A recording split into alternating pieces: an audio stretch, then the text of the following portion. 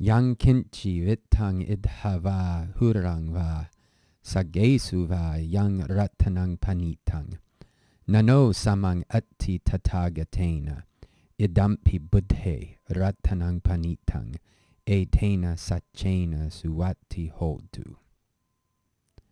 Whatever treasure which exists here or in the next existence, in another existence, or whichever exalted, excellent jewel which exists in the heavens, it is not at all equal with the Tathāgata.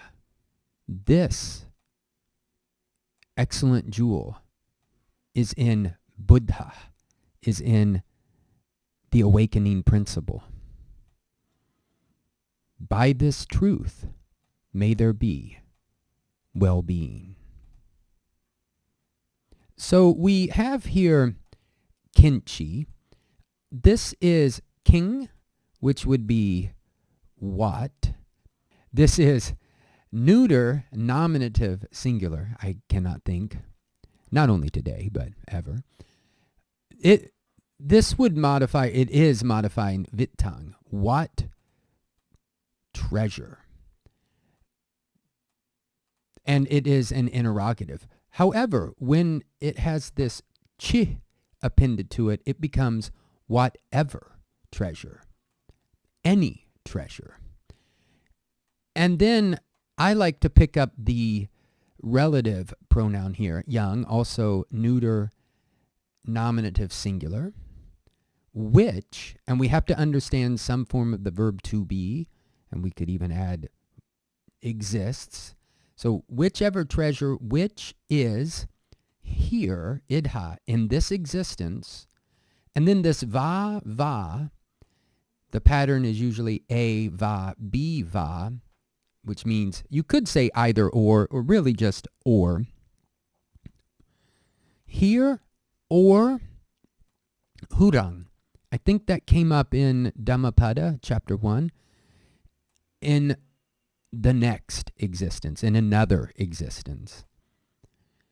Now, here we have another va, another or, and we can start with this, or, and I think we have to pick up kiñci again.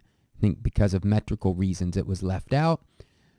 Or whatever, and I sort of said priceless, but paṇītaṃ means exalted, lofty, excellent.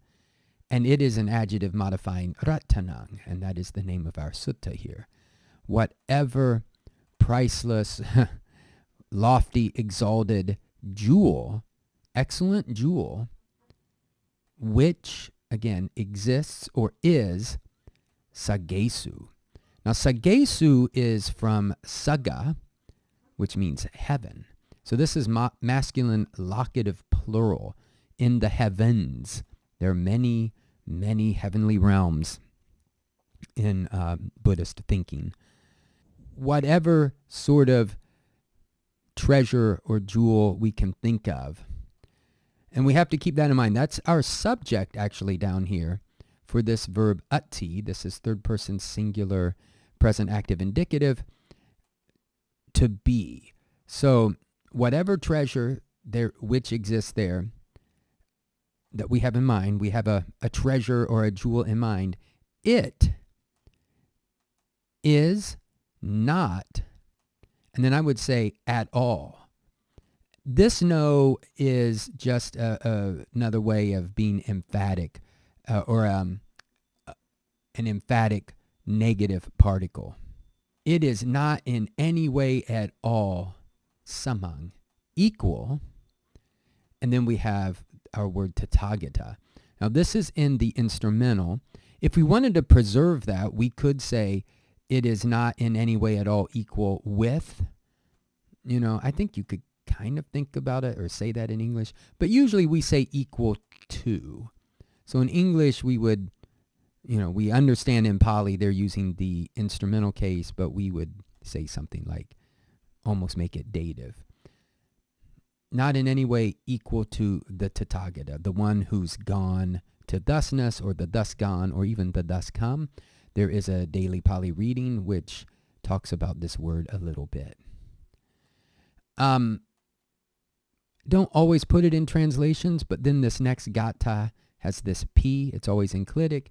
Also, this idang, it would be idang by itself, but run together with P, idampi. This ratanaṃ, or this jewel,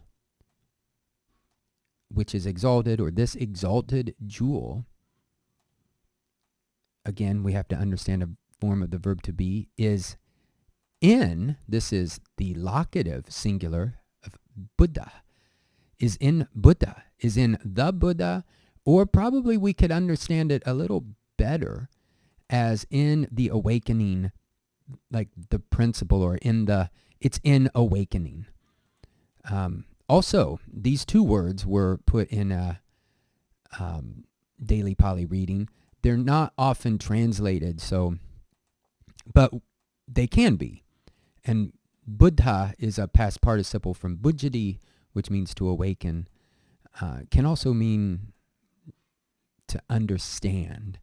So this is someone who is not any more bound by avidya, or ignorance. So we've gone from talking about any sort of jewel we can think of in samsara. Nothing is equal to the one who has attained liberation. There is this lofty jewel in awakening. And then we have this last gata is going to be repeated quite often. Etena, saccena. These are both instrumental, and here they're being used instrumentally by this truth, and probably something like by, understanding this truth, or even speaking this truth, by knowing this truth. Then hotu, this is third person singular imperative, imperative active, may there be suvatthi. So suvatthi, I don't think there's a heading for in the Pali English Dictionary, and I don't even think there's one under su. I could be wrong about that. If you go to the electronic version, the online version, this is a beautiful thing. You can search such that it searches all, not just the dictionary entries, but the content as well. If you do that, you'll see that this is found under sotthi. So this really means something like well-being. I think if you look it up in Sanskrit, you'll find that it's very much related to this word svasti. Now, this word, it may not be immediately apparent. This is really the base of the word swastika. Sometimes we say sava, but this v is more of a w, so svasti. And swastika, I think, is more of a an adjective when you have that ka ending. But this is another word like Aryan, which has been ruined since World War II. So by this truth, by understanding that the most exalted, excellent jewel is in awakening, may there be well-being.